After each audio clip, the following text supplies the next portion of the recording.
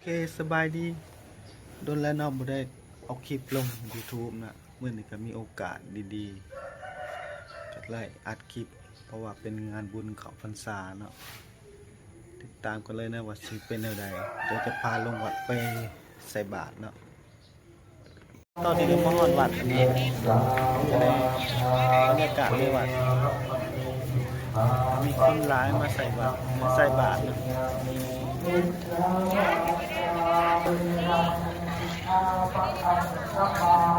บรรยากาศภายในวัดเนาะ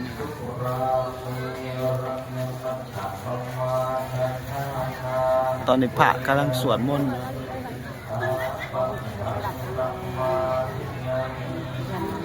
เดี๋ยวถ่าพระมากจะถ่ายให้เบิ่งอีกนะ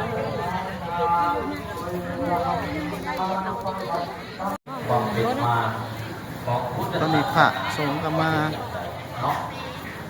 ตักบาตรเลยเนาะแม่นะลูก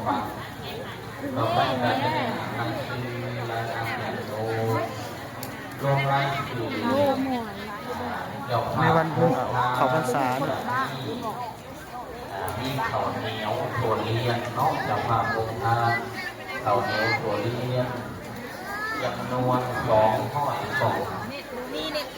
มีนางทุกพรรษา